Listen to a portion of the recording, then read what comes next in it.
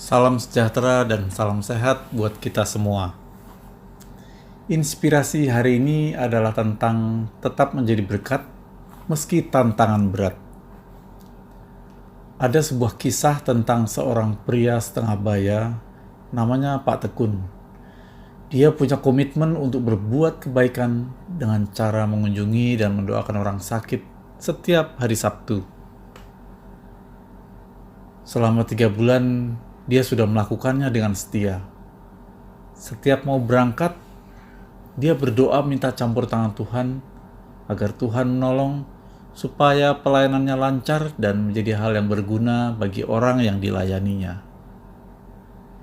Tapi hari ini Pak Tekun merasa gelisah karena hujan turun dengan deras sejak 1 jam sebelum jadwal dia berangkat.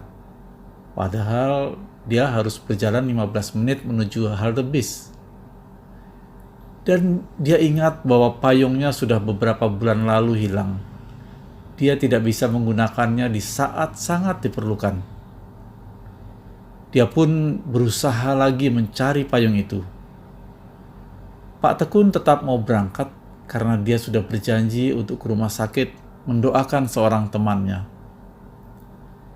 Ketika dia mencari ke samping rumah, karena buru-buru menghindari hujan, dia tersandung sebuah kotak. Dan akibat tersandung, kotak itu pecah dan rusak. Ketika Pak Tekun memeriksa kotak pecah itu, ternyata dia melihat payung yang selama ini hilang. Payung itu ternyata ada di dalam kotak itu. Di satu sisi, Pak Tekun menyayangkan rusaknya kotak itu. Tapi di sisi lain, dia senang karena payung ditemukan ketika diperlukan. Pak Tekun pun segera bergegas membiarkan kotak rusak dan menuju ke halte bis. Dalam perjalanan ke halte, celana panjangnya terkena percikan hujan, sehingga bagian bawah celananya basah. Tetapi Pak Tekun tetap melanjutkan perjalanan karena sudah berjanji mendatangi teman yang sakit itu. Ketika tiba di halte, tiba-tiba ada sebuah mobil melintas dengan cepat dan menyebabkan genangan air di depan halte menyiram celana Pak Tekun itu sampai ke batas lutut. Pak Tekun sempat jengkel dan ragu. Apakah dia akan melanjutkan perjalanan atau pulang saja? Karena celananya basah, tentu sangat tidak nyaman. Namun mengingat komitmennya, Pak Tekun akhirnya tetap naik bis menuju ke rumah sakit meski dengan celana setengah basah.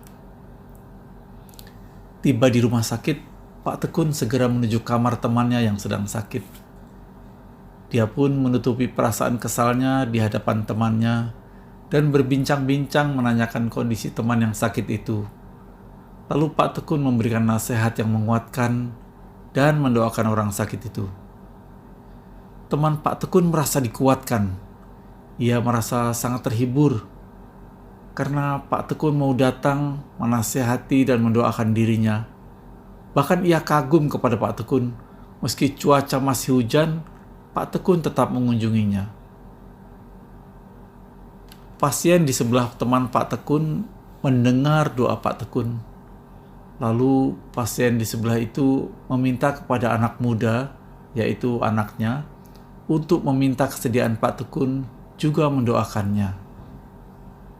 Anak muda itu menghampiri Pak Tekun dengan maksud memintanya mendoakan ayahnya. Namun anak muda itu terkejut melihat Pak Tekun yang adalah pendoa itu. Anak muda itu menyadari ternyata seorang pria yang ada di halte yang tersiram genangan karena mobil yang dikendarainya melewati genangan di depan halte adalah orang yang diminta ayahnya untuk mendoakan. Anak muda itu pun dengan rasa sesal dan malu mengaku salah karena buru-buru dan kurang hati-hati, lalu meminta maaf kepada Pak Tekun sambil memohon Pak Tekun mendoakan ayahnya. Pak Tekun sempat galau karena anak muda itu, namun ia pun menguasai dirinya dan mengingat tujuan baik yang dilakukannya tidak boleh terhalang oleh perkara kecil yang mengusik kesabarannya. Lalu Pak Tekun mendoakan ayah anak muda itu. Baik teman Pak Tekun maupun pasien di sebelahnya merasa sangat kagum dengan sikap Pak Tekun dalam melayani orang sakit meskipun dalam kondisi hujan dan sempat mengalami ketidaknyamanan karena celana yang basah. Seminggu berlalu, teman Pak Tekun belum sembuh, masih memerlukan perawatan. Sedangkan ayah anak muda itu sudah sembuh dan sudah boleh pulang.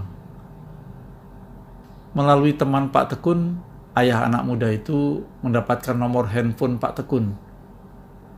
Lalu ayah dari anak muda itu menawarkan kepada Pak Tekun untuk mendukung pelayanan Pak Tekun dalam mengunjungi temannya atau mengunjungi orang sakit lainnya. Ayah anak muda itu telah meminta anaknya untuk antar jemput Pak Tekun ke rumah sakit.